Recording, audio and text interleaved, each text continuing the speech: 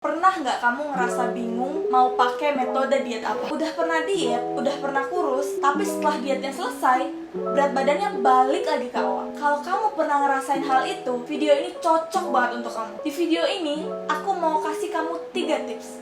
Gak banyak, cuma 3 aja. Tapi kalau kamu ikutin ketiga tips ini, pasti kamu bisa turun berat badan dan gak akan pernah gendut lagi. So, stay tune ya. Funky.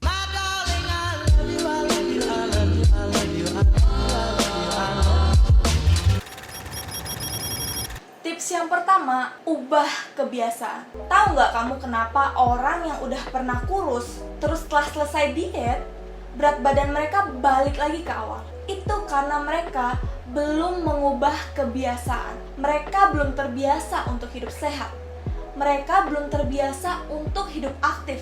Dan mereka belum terbiasa untuk rutin berolahraga. Pas diet, iya, makannya makanan sehat, nggak makan garam, makan rebus-rebusan, nggak pernah makan boba, nggak pernah makan junk food, selalu olahraga. Tapi setelah selesai diet, kebiasaan untuk hidup nggak sehatnya balik lagi ke awal. Ya kalau kayak gitu, udah pasti berat badannya balik lagi ke awal. Ingat ya, diet yang terbaik adalah diet yang bisa kamu lakuin dan kamu terapkan seumur hidup kamu. Misalnya nih, ada orang yang bilang, "Oh, diet mayo adalah diet terbaik. Kamu bisa turun 10 kilo dalam waktu 1 hari." Itu misalnya kan. Diet mayo kan nggak boleh makan garam sama sekali. Sebelum kamu lakuin diet mayo, coba tanya ke diri kamu, bisa nggak ya aku nggak makan garam seumur hidup aku? Kalau nggak bisa, ya udah nggak usah dilakuin. Menurut aku ya, nggak ada metode diet yang terbaik.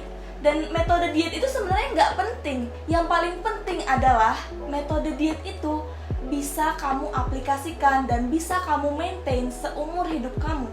So it's personalized. Kuncinya adalah membangun kebiasaan. Bangun kebiasaan makan sehat. Tetap boleh makan junk food, tetap boleh makan boba, tapi diatur porsinya. Bangun kebiasaan untuk beraktivitas. Jangan mager-mageran, jangan tidur-tiduran terus. Bangun kebiasaan untuk rutin berolahraga. Kalau kamu udah bisa menguasai dan kayaknya tubuh kamu tuh udah auto ngelakuin itu semua, udah pasti gampang banget untuk kamu turun berat badan.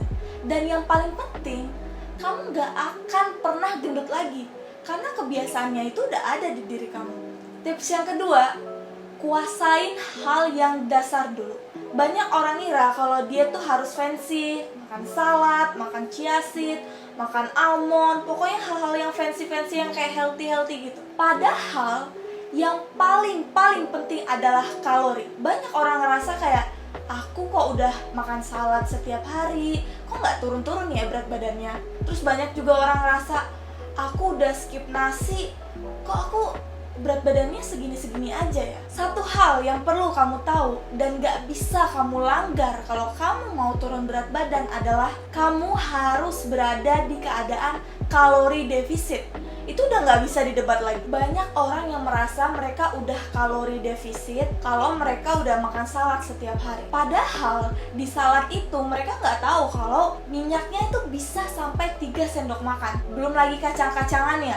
Dan kalau di total-total satu salad gitu doang bisa 700 sampai 800 kalori. Kalian bayangin, untuk sekali makan dan itu salad doang bisa 700 sampai 800 kalori. Terus banyak juga orang ngerasa, aku udah skip nasi kok aku belum turun berat badannya. Terus pas kita lihat snack makan siangnya, kue Starbucks plus kopi cantik Starbucks yang pakai banyak banget krim. Dan kalau di total itu bisa 900 sampai 1000 kalori buat snack doang. Kalian harus bisa bedakan mana makanan yang kelihatannya healthy atau yang kelihatannya sedikit tapi sebenarnya kalorinya gede, dan mana makanan yang kelihatannya gede banyak tapi sebenarnya kalorinya sedikit. Dan kalau kalian mau turun berat badan, kalian harus fokus menghindari makanan yang kelihatannya sedikit tapi sebenarnya kalorinya gede. Misalnya makanan yang mengandung banyak minyak-minyakan. Terus gimana dong caranya supaya kita tahu mana makanan yang kalorinya sedikit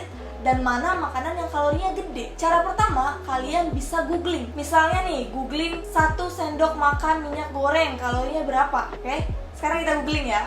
1 sendok makan minyak goreng itu kalorinya hampir sama dengan 100 gram nasi.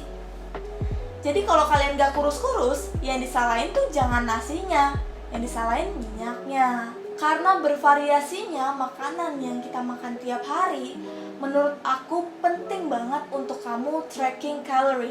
Jadi kalian mencatat makanan apa aja yang udah kalian makan dan berapa banyak kalorinya. Cara nyatet kalorinya itu kalian bisa menggunakan aplikasi. Aku pribadi menggunakan aplikasi Fat Secret, tapi banyak juga aplikasi di luar sana. Contohnya MyFitnessPal itu sering dipakai juga. Terus LiveSum, atau kalian carilah yang paling cocok sama kalian. Terus pasti ada aja yang ngerasa, mau turun berat badan aja ribet banget sih. No, nggak kayak gitu. Ayo dong kita ubah mindset kita.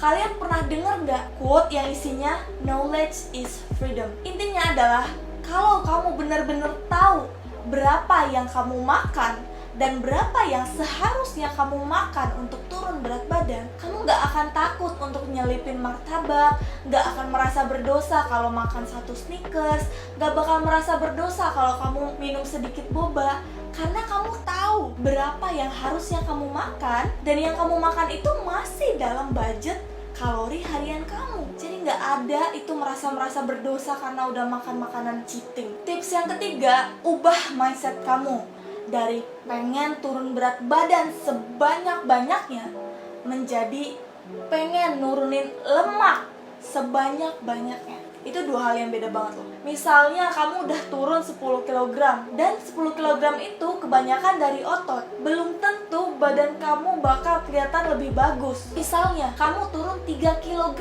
aja, tapi semuanya 3 kg itu berasal dari lemak, udah pasti badan kamu kelihatan lebih bagus dan pasti kelihatan lebih langsing. Caranya gimana dong supaya yang turun cuman lemaknya aja? Step yang pertama, jangan turunin berat badan kamu secara ekstrim. Karena kalau kamu turunin berat badan kamu secepat-cepatnya, akan banyak berat badan itu yang diambil dari otot. Dan kalau berat badan yang diambil itu dari otot, walaupun kamu udah kurus, kamu bisa jadi skinny fat. Jadi kurus, tapi badan kamu tuh bergelambir dan perut kamu tetap buncit. Step yang kedua, olahraga resistance training. Kalau bahasa gampangnya tuh olahraga otot. Fungsinya untuk menjaga dan membentuk otot kamu supaya waktu kamu langsing, kamu tuh nggak bergelambir. Dan supaya pas kamu langsing, badan kamu tuh kelihatan sekel. Siapa sih yang nggak mau sekel, ya kan? Oke, itu tadi 3 tips dari aku. Semoga 3 tips ini bisa kamu lakuin dan bisa bermanfaat untuk kamu. Terima kasih udah nonton dan kita ketemu lagi ya di video selanjutnya. Bye!